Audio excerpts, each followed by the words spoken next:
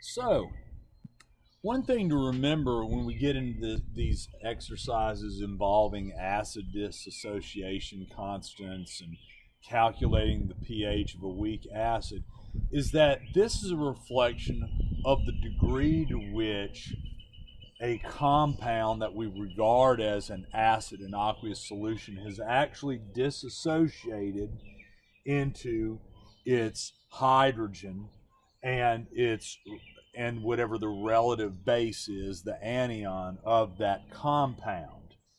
And just to remind us that when we view this visually with Lewis structures, we're forming what's called a hydronium ion, which is water H2O plus a positive dipole on the hydrogen, so it forms basically H3O positive as an ion. So we can view it either as the hydrogen as an ion in itself or this thing called the hydronium, while on the other hand we have an equivalent amount of the anion, which what we would call the relative base of the anion, the negatively charged part of the acid, interacting with the more electropositive end of the water, the hydrogen.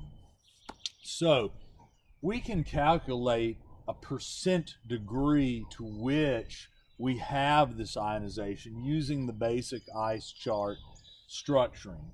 So here we have a question: calculate the percent ionization of 0.1 molar concentration of hydrofluoric acid when it gets put into solution. Hydrofluoric acid having a Ka of 6.8 times 10 to the negative fourth power. Now we set up our ice chart here. We see initial concentration of 0 for our products and 0.1 for our reactant. We have the typical change, negative x to their positive x, and then we have our equilibrium expression that we will garner our final calculation to get that x solved. Now we could do the approximation test that we just went over in the previous video and try to plug that in, where we basically try ignoring this negative x part of the equation. Now, if you're not familiar with what I'm talking about, go back to the previous video about approximations for Kas and then come back to this video. But if you've already gone that, you have a grip on that, you'll understand what we're doing is we're making an assumption that this loss here is so low that we can essentially ignore it and we would get a pretty accurate idea of our final equilibrium concentrations and thus the pH if we wanted to know that. So we do the approximation test, which is the 5% test. If we create that expression where we take this negative x out in the Ke cube formula and we get our answer, and we take that answer and divide it by our initial concentration times 100, we put it to the test. Is it greater than 5% or less than 5%? If it's less than 5%, we're going to let this answer function as x, and we don't need to do a quadratic. But if it exceeds that, that's significant. No, we need to go do the quadratic. In this case, it is enough for most scientists to say that this is significant. We need to go ahead and get a more precise answer. Use the quadratic. We rearrange that KQ expression or Ka expression, same thing really, and we get this as our rational answer.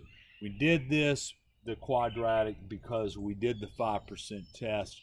It exceeds that threshold. It's significant, different amount of disassociation. It would affect the pH calculation, and so we plug that in there.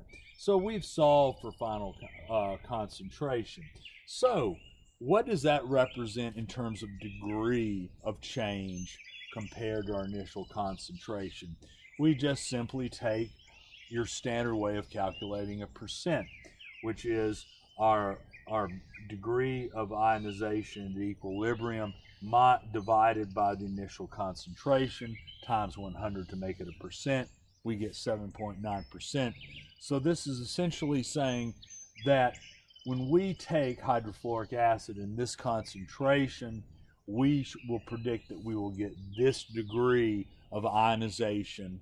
So as we see here, this is a good example of how most acids are weak. We do not get 100% disassociation. A lot of the times it's less than 10%. We get 100% ionization when we're dealing with one of our half dozen strong acids like hydrochloric acid, sulfuric acid, nitric acid. All the others, it's going to be less than 100%.